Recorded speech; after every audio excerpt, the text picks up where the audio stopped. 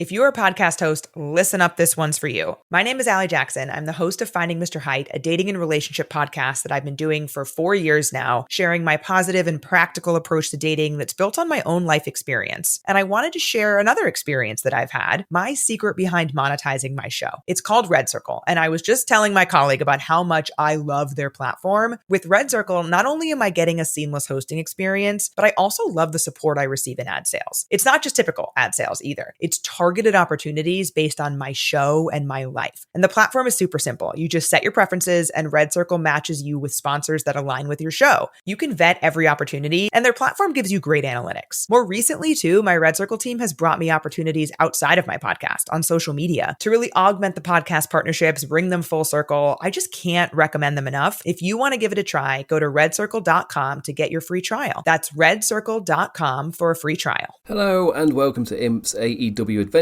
podcast on the Social Suplex Podcast Network. Help the network out by leaving us a 5-star review, give a donation directly through Red Circle, and become one of the amazing community by joining the Social Suplex Discord. A link is in the description. Read the Social Suplex newsletter. Shout out to Trish and Tim as always, and to every person who has contributed so far. Listen to the other top-notch shows here on the Social Suplex Podcast Network: One Nation Radio, Keeping It Strong Style, All Things Elite, Wrestling Art with Chris Things, Trish and Sarah, Tunnel Talk, and Sam Brown's AEW Match Guide. My name is Matt Mayer, aka Imp, and this is your quick look back at the AEW week that was. 30 minutes of pinch punch. It's the first of the month. It's the C2 time, baby. The C2 has returned. The Continental Classic. And you know what? We're all friends around here. We can all open up. It's a safe space. It's a safe space to maybe open up about a few stupid things. But I'm assuming maybe I might be the only one that does this. But number of times that I will read the C2 in like a post on Blue Sky or just a post within the Discord or whatever, and I'll go, you know what? I don't think I've ever asked what C2 means. I'll just be sitting there being like, yeah, what does it actually mean? And then genuinely, I've had that thought process and go, you know what? I'll just have to drop it and I'll just go and watch the Continental Classic. And it won't bloody connect.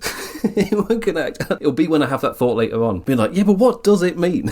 I've returned. I'm back. What does it mean? That's when I'll realise. That's when I realise, like, oh yeah, I'm an absolute idiot. I'm an absolute idiot. Best part is, I've done that more than once. That entire sequence that's happened to me more than once. It's a safe space for you to just admit, I constantly completely forget what C2 stands for. Don't solve the riddle. And then come back later and solve it instantly, being like, it's not even a riddle. So expect me to go through that. I'm not going to say a weekly basis, but and hopefully maybe me doing this, outwardly talking about it, maybe this is going to cure me of my C2 blindness. I'm hopefully going to, this will cure me. It's out there. I can't take this back. I mean, I could cut it all out. But no. If anything, future me hates past me because it's made me do all this editing. So I'll be less inclined. It's like, fuck you, past me. Anyway, we haven't got the most to talk about this week compared to most recent weeks. We've had 3-hour shows and we've had pay-per-views to talk about. This week is 2 much more standard shows. It's tournament time / the aftermath of Full Gear still kicking in. So it's quite an organised show at the moment. It makes it sound boring, but it isn't, because of course it's organised because it's a structured tournament with rules and such. So it's not the Wild West, baby. We generally are in spreadsheet format time. You will do this and it will earn you this amount of points. Type of thing. You might go up in my table. Just think about that. Number go up. You go up 1 spot on my spreadsheet. We're in that period of AEW. And people love it. People love it. So anyway, let's get onto it. Let's get onto our little spreadsheet tournament. Live from Nashville, Tennessee for AEW Dynamite and the start of the Continental Classic. And the first match I'll be talking about was the one that kicked off the show. Gold League. Fletcher versus Kazuchika Okada. Let's just get into it. Rainmaker, no, Kazuchika, roll up, 1, 2, 3. Bloody hell. Kicking off the tournament with a light offering, I see. Holy shit chanted as soon as the bell was rung. We now have a titleless Fletcher, so it's time to elevate him. Okada far less worn down following his half match at Full Gear. In comparison, the Aussie's body was still showing the scabs and scars of the Briscoe weapon bout. But Cal's the bestie Kazu actually wants. Proto-Okada best friends atop the Don Callis family. Amazing expression from the Aussie after the break. Pushed the ref at the rope so his stablemate went dick first into the top turnbuckle. It's just an expression he put after was like, oh no. It was hilarious. A match that was almost like an international friendly. Competitive, but not quite as fierce with the whatever it takes baddie shenanigans. Which, to be fair, is a vibe the C2 is designed to deliver. Forcing interferences and distractions away and keeping the focus firmly on the wrestle happenings. Kazu kicked things up. This was where Fletcher got to show his matching. Tombstone, yay! But Rainmaker, nay, as Kyle drove him down with the driver. Other C2 factor got displayed immediately too, making me realise just how great a first match this was. Like, every part of how the C2 works was just immediately displayed in this match. The 20 3-minute time limit. 5 minutes remain, right after a Fight Forever chant broke out in perfect poetry. And bloody hell, those final 5 were rapid. Pure tournament Kazu magic, with the counters flowing faster and faster. In the end, another Rainmaker attempt was countered with a roll and snap pin for the surprise Fletcher win. Big Kazu obviously pissed, but after the match, did shake the winner's hand. Because he likes Kyle. He actually likes Kyle. I feel like I maybe glossed over some of the details of things, but this match bloody well earned its Fight Forever chant. It's just that when it happened, it was Fight Forever, and then 5 minutes remain.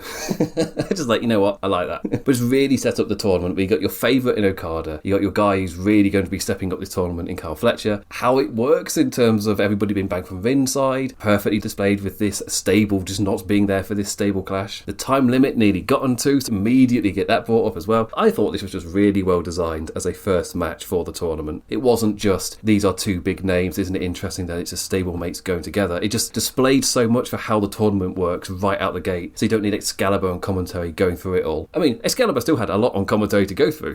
Don't get me wrong, in that main event, he's rattling off. But this match did a really good job of just setting you up for the rest of the tournament. You don't really need that much explained to you from this point. It's TV, it's America TV, so it will be, and on a weekly basis it makes sense to just keep repeating information, but still, really, really good match, really set the stage for the rest of the tournament. And speaking of setting a stage for the rest of the tournament, the Blue League, Jon Moxley versus Mascara Dorada, a video promo play with a bloody angry Mox going off on still being the man, and he's going to make folks pay, with a perfect shot slightly lingering afterwards before cutting away, giving the rest of the Death Riders a beat to show that they're no longer entirely convinced by the man. Mox's character is just so good right now. It's just so good. The match itself started with "Let's go Moxley, you tapped out," dueling chants as the crowd kindly told us the story for this one, so Excalibur didn't have to. Lucha Times versus Brawler Moxley, displayed perfectly as Dorada ran down the elevated ramp and kangaroo hops right into a Mox forearm. What move was Dorada going for? Could someone explain to me what the kangaroo hop could possibly have gone into? Correct answer is arm drag. What big move could have possibly gone into? It looked like for a while that Mox had the better of Mascara's attempts at flight, returning from the ad break with him in full control, about to pile drive a bastard onto the steel steps. But instead, a beat later, who's holding his own throat after an amazingly improvised cutter jumping over the barricade. A match that was in full Death Rider control now had the man eating lucha shit left and right. Any submission gets such a great response on Mox at the moment. The armbar with a huge reaction, but there was no Death Rider driving to the skull after, and it was right back to the top rope fun times for a damn near 450 splash near fall. Shooting star met knees, full sleeper sending the Mexican to bed, and things actually looked up for Jono. In my mind, surprisingly getting the win. After the match, Marina Shafir finally able to help her faction leader up, and out came Toni Storm, an unexpected swing into a women's tag tournament bit. Ah, yes, Storm's got a stipulation to announce in a standard, normal way, I assume, where you operate in fear and hate, I operate in love, darling. And what I'll do for love is far more violent than what you'd ever do. She's been struggling to come up with a match though, but this morning she woke up and saw her sweet, sweet Mina and realised she hasn't got her love anything for Christmas. Well, Christmas has come early, no rules, no disqualification, a hardcore holiday death match. We're not quite done with the bloody affairs, I see, and I'm very much looking forward to seeing baubles and Christmas trees and stuff being used in a genuinely violent way. None of this goofy shit. I mean, it's going to be goofy.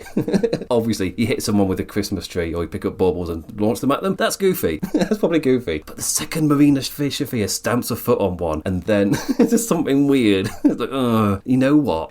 It's still goofy, but that's a bit violent. AEW gets those reactions from you. When you finish going through a hardcore match in AEW, you do sometimes feel like you've been through a journey. But yes, I called the match with Mox a surprise win. For me, that's more because I'm expecting him to go on a full run of losses. I've so nearly put out there just like, you should put Mox in the C2 and have him lose every single match.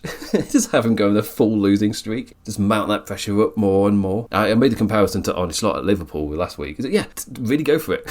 Really go for it. Just dig deeper, make it worse. But instead, he ended up getting a win. And for me, I feel like that is a much needed win in terms of like the patterns of Moxley, where if you just expect that he's going to win every single week. However, if he somehow becomes a bit of an underdog where the momentum is still against him and he does still feel like he's going to lose, but if you give him one win, that means you convince him. It means I'm still sticking with the plan.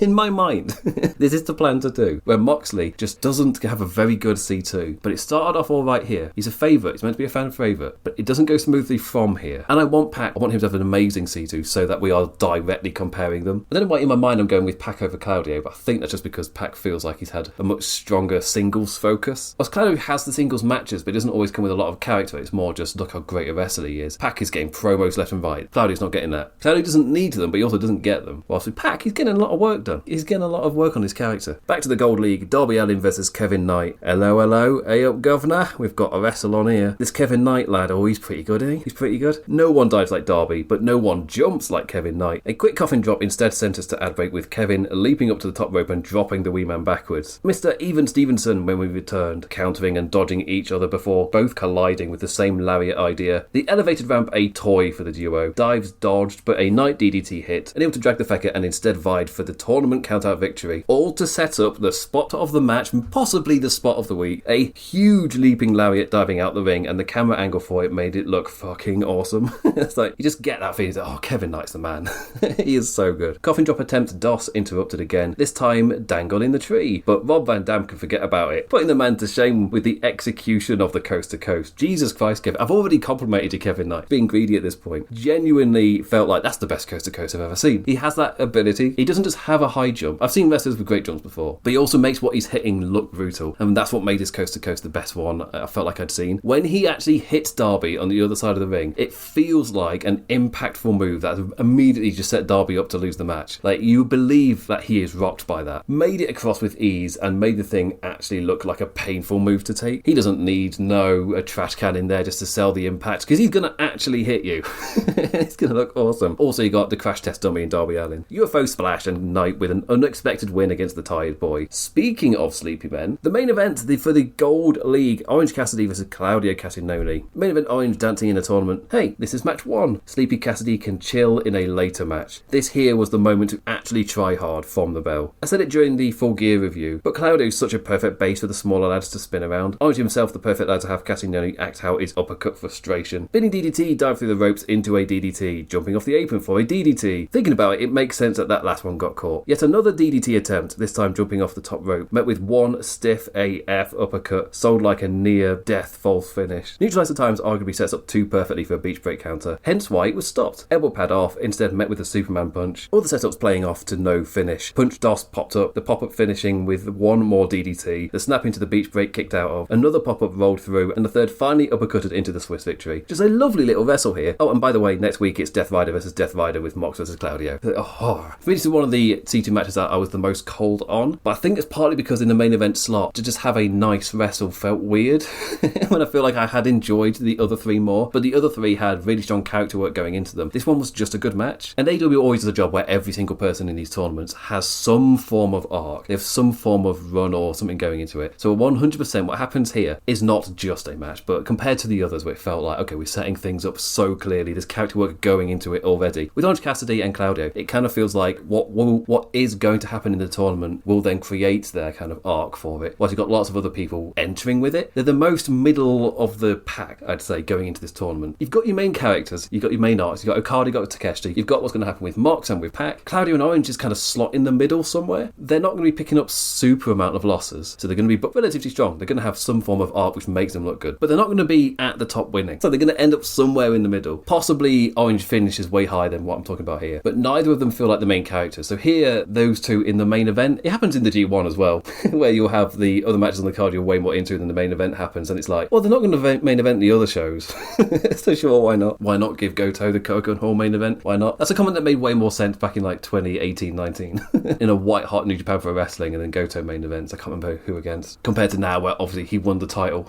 It's a very different world. But anyway, yeah, a decent start to the C2. I think that's one thing as well. If I'm looking at them in my immediate brain comparison to how the G1 Climax does its kind of flow, that doesn't make sense at all, because where the viewers are the most on a television show isn't the same. Peaks for the television are the very start and the start of hour 2. I think that's right. I've not dived into it as much as Trish, but I think they're the actual viewer peaks. So that's where you put your biggest matches. That's why Okada Takeshita open the show and don't close it, even though that's really the biggest match. And that's why the match that ended I was actually the coolest on. It's also, in terms of the live attendance, this is only halfway through. So it's literally the halfway through point of the show. You don't want to wear the crowd out. Just have a good wrestle. And they did. Yeah, I really enjoyed it. Anyway, onto the backstage bits. Lexi Nair knocked on Kenny Omega's locker room door, asking about friendship and saying he'd be a hypocrite to not take the Don Callis trickster factor into account when he himself was caught under that one at one point in his past. But we didn't cut away. We waited an extra long beat and the Bucks walked out of the locker room with a quick hey. Mark Briscoe got the bloody post-show promo with his TNT championship. We'll see him on Collision. He lost the most important thing to him in Jay. He didn't know if he wanted to carry on doing this. Been a long road with a lot of losses, but when family's on the line, it changes everything. I've got my home family, and I've got my road family, and this is for both of them. Chris Statlander interviewed by Monet, now only the second woman to pin Mercedes Moné. What's next for Chris? The future. Nice. Vague though. Very vague, but nice for you. Glad to hear it. We'll get a bit more over on Collision. The new AEW Tag Team Champions FTR got a package recapping all of their AEW era title wins. We'll hear from the buggers when we get to Collision as well. And one more setup for Collision. Eddie Kingston caught casually in front of a properly red and blue lit garage door. All it was missing was the sudden turn around and be like, oh, hey. Oh yeah, you want me to go promo? The sudden shock and half turn, like, oh.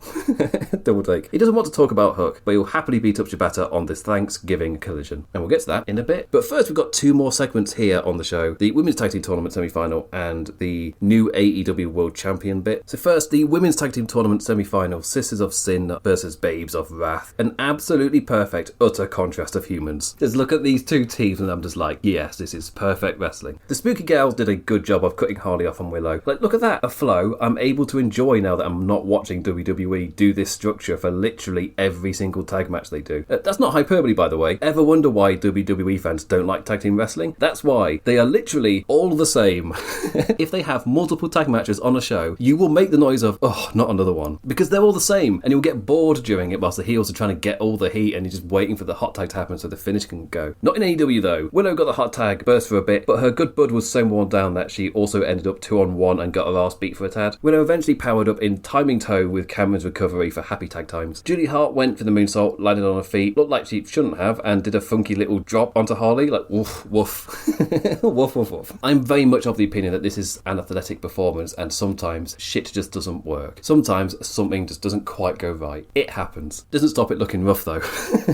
She tried the recovery for it, and AEW fans are really kind. They won't do a you fucked up chant. They're too much for the wrestlers and they want them to do well too much. There's just a good vibe around the AEW shows that they're going to be quite kind to you. It's a different kind of like pit in your stomach feeling negativity, I'm assuming, for the performers, where instead of it being loudly recognised and you get that feeling in your stomach, you instead get a, we all know I mucked up there and I tried to save it. So instead it's just like an anxiety wobble that just reverberates around the building in what I'll definitely call a sense of, you don't need to outwardly say it for everybody to recognise that a boo-boo's just happened.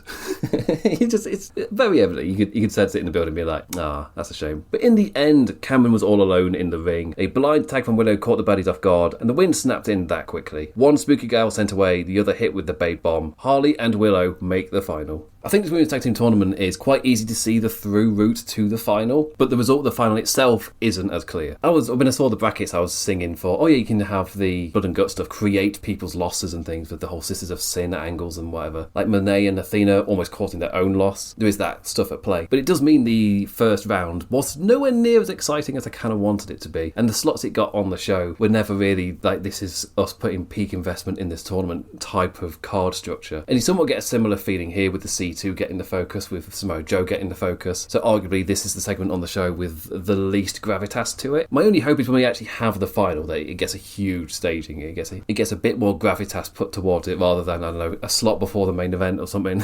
Like, give this the staging it deserves. Which in AEW's mind probably means putting it on a pay-per-view, but there's so many pay-per-view things. In my head, I would have this main event a TV show or open a TV show. One of the two.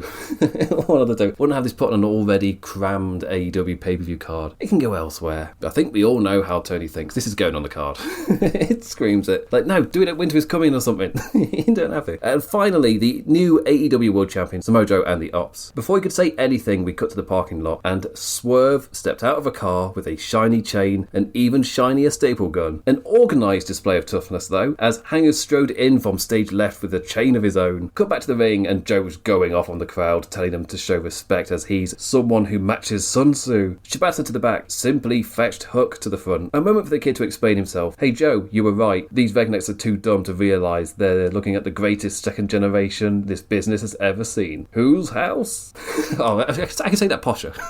Whose house? I'm trying too hard now. Whose house? Before he could get out this next line. Swerve lingering in the crowd, but the former champion was taking a shot of courage at the bar. Uh-oh, Angers is drinking again. Quick work made of the Ops Dojo lads. Cowboy shit as the chainmen stood angry at ringside. The remaining Ops children got in the way and allowed the champions to retreat up the stage, as well as taking the staple gun from Swerve. The intent with the change displayed as the final note around the neck of the two dojo boys, both angry men throwing them over the top rope and hanging them in front of the ops. Once upon a time, Swerve was defeating Page by doing just that at the end of a death match. Now they're together, aligned, doing it in tandem to other people. Like, aww. Like, aww, aren't they sweet? But this is exactly why I was so split on the Hanger's reign coming to an end. Like, exactly why. Because this is beautiful stuff. As soon as I saw that happen, I was just like, oh, that's so good. They absolutely have something brewing here. It's just, I'm totally behind giving Hanger's come as like that 3 arcs thing to his reign, and then maybe after that, and once we're in the new year, can do something different. I said it all last week. It felt like his reign was one structured to have 3 acts, and we only got 2. We got him telling us what he wants to do. We got him displaying it. But then in the teacher thing, you gotta then tell us what he told us, and we never got that bit. The lesson never ended. He's a former teacher. He knows. Like, we never got that final bit to the class, so we're interrupted by Samoa Joe firebreak or something. Just immediately just cut it all short. So it feels like it's not really setup's not really done. We can at least use that momentum to do something. It definitely feels like they're cooking something good. It's a visual of them both hanging people with the chains, and what that means for their personal rivalry, their personal relationship, the fact that they're doing that together. It's like, oh, okay, yes, that's good. That is good shit. Anyway, that was Dynamite. A decent start to the C2 tournament, a decent backlash to Samoa Joe's actions, and the Women's Tag Team Tournament rolled on with us getting a more interesting other semi-final. We'll see how that one goes next week. Anyway, let's jump on over to Collision, still in Nashville, Tennessee. Kicking off with the Gold League match of Pac versus Speedball Mike. Now Pac once again building momentum and uncorks on Bailey and transitions immediately into the brutalizer. Bailey, he may be out. Pac. Yeah, the official's calling. Oh yes, a delicious slice of Rich Latter Pro Wrestling served up nice and hot on the Thanksgiving plate. Pac coming off a big pay-per-view win, but the muscly bastard with no friends is a different story. Still the cheeky baddie games, but it's fair to say he took a fair few rocking kicks to the face in the process. A launch out of the corner sent Bailey flying upon our ad break return. The Geordie Wanker on top with a vicious snap until the always shit to take looking double knees standing moonsault. This is what finally made the match even enough for a kicky times duel, even spinning to the outside for a slow count rise, and second running kicks grounding them both again. Brutal looking German on the outside rotated poor Bailey onto his noggin. The crowd loved the Canadian beating the 9 count by moonsaulting back onto the bastard. Back heel kick finally had Pac rocked, but the spinning kick was ducked to send us into the flash finish, with even more spins before kicks. It adds torque, don't you know? Speaking of momentum, Pac ran back and forth on the ropes to lariat in stiff. The karate won it down. Brutalizer for the win. Solid opener. Of course these two were great together. And then you look at the matches these two have then got coming up. Like, oh, Pac Okada. Oh, oh, Matron. Oh, Matron Tony. And the main event, Konosuke Takeshita versus Roderick Strong. Takeshita hyped hard as a heavy favourite given he's already won a 2-block tournament and become a world champion this year. And Roddy very much feels like the trusted safe lad to guarantee a Strong first outing to secure the champion in that slot. Bad times for backs though. You know exactly what Strong zoned in on. The biggest was delivered by Takeshita though. Going into an ad break of a Blue Thunder backbreaker onto the barricade instead resulted in a head collision. Like, oh, I had that gut reaction of, oh, that looks awesome. As soon as he lifted him up, I was like, oh, he's going to go to put him on the apron. The position for it, they set it up. And it looks like he's absolutely nailed it. It looks amazing. And then when Strong goes down, it still looks like it's going to be okay. And then the path just doesn't go right. It's just his head. Like, oh no. Don't you worry, Takeshita also had his own nasty spill. Takeshita, a big lad to try and lock the Stronghold in. Like, are you telling me you're going to be able to get a good grip on those thighs? Come on, Roddy. Come on. A top rope raging fire tease, but they're not that crazy. But an awkward, brutal crash off a backbreaker to that top turnbuckle. Yep. Legs onto the ropes, and let's just make sure Konosuke's back is nice and awkwardly twisted. That would be great for the finish. Strong Roddy with 2 power-ups into Gutbusters, but Takeshita's the stronger lad with the stiffest of knees. Raging Fire for the win and went off air with a very happy Don Callis. Like, yay! That's all what we want, right? Yay! Don Callis is happy, we're all happy, yeah? That's what we're going for. It means you get mixed feelings because you're happy for Konosuke, you're happy for that, but that means that Don Callis is also happy, so, oh, you know, saying over here swings and roundabouts, oh, it's a positive and a negative, Driving into the backstage bits. Bro Dido backstage with Renee in front of that garage door. Bandido feels a bit sad, but Brody is still like a brother. The next time they're fighting for those titles, he won't let the same mistake happen. They both know they have commitments other than just their tag aspirations, but that's not going to stop them from continuing to tag together. For Bandido has a Ring of Honor championship match at Final Battle. Don Callis and all the lads backstage in front of that garage door again, like that thing got a lot of TV time. Rocky rockin', Hechicero happy, Mark Davies all grand, Fletcher thankful for the money, Takeshita for the family and being in the C2, and then Okada, who's thankful he doesn't have to team with Takeshita anymore. The family dynamic is somewhat frayed. And finally, Red Velvet isn't sore at all after losing her Ring of Honor TV title, like not at all. Backstage in front of the screen and curtain setup, called up Monet for a rematch at Final Battle. Garcia had a wee interview with Alexi Nair in a hallway by the parking lot. He told Menard that he needs him to bleed just one last time, and that set up our match. Daniel Garcia versus Daddy Magic Matt Menard. A family spat on Thanksgiving night? Surely not. I mean, I'm English, so I've never done Thanksgiving, but I've watched sitcoms.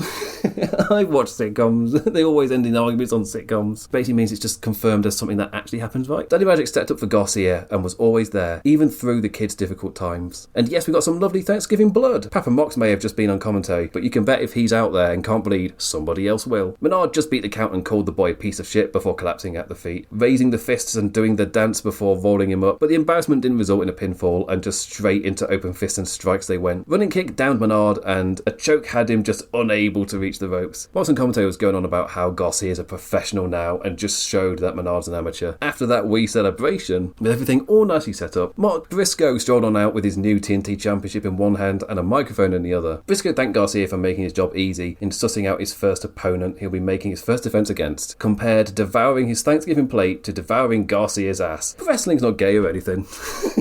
nothing going on there. I'll never understand how you can be a homophobic wrestling fan. It's inherently gay. It's inherently gay. The new tag team champions, FTR, 3-time AEW tag team champions, plate all set for the Cope and Christian return. Doesn't mean we need to rush into it first. The division has blossomed under Brodido. Like, no harm in smelling the daffodils for a second. Story time with Big Stoke painted Dax and Cash as prevailing heroes, even feigning a tear, so proud of his team. The lights immediately went out though. Guns up. Okay. This is going to be a unique promo. Austin Gunn's still his usual shouty, excitable self, but the juice is recently loose, and that crazy is still a little bit pent up from all his serious no-nut summer. Last weekend, they won a 200k. He's not jacking around. Bang Bang Gang is going to beat FTR again. Austin with shouty amplitude. They're going to win it for the boys. But isn't it nice just to have Juice back? Just, being him. Isn't it nice? The MXM casting call. I love this every single week. I saw somebody moaning about it through the social medias, just being like, oh, it's the serious Continental Classic time, and then I tune into Collision and it's this shit, and I'm like, yes, this is the shit. Yes, I love this. Tin Man Saw and his big brave kitty, Lion, out there for their mystery match times. And it's a trios match. MXM versus the Outrunners and Dalton Castle. A country music man was shown to us at ringside. I obviously do not know who this man is. Stranger danger. Who is this man? Greeted during the entrance as Dalton called him his very good summer camp friend. Have I wrongly assumed there aren't many gays in country music? Nobody home for the baddies' touching tips version of the "you son of a bitch," and Madden ended up just getting bounced over and over dick first on the ropes. Total Recall, "you son of a bitch," and alley-oop bangarang for the win. Kind of a nothing match, but I love the MXM shtick, and it's set up. Dick Ashay and the GOA, they come on out to halt celebrations. Benjamin Khan beat folks up as the dickhead first national champion chattered shit into the mic, and that's why they brought up the country music man, amping him into giving Richard a shove. Don't touch me, Aubrey, as the officials came out to separate. I do hope this was like a one night, get some heat for Ricochet, rather than the music man being involved in any way. I think it's absolutely fine if it's just like a move or whatever. But being somebody who knows diddly dick about country music, who is this man? I do not know him.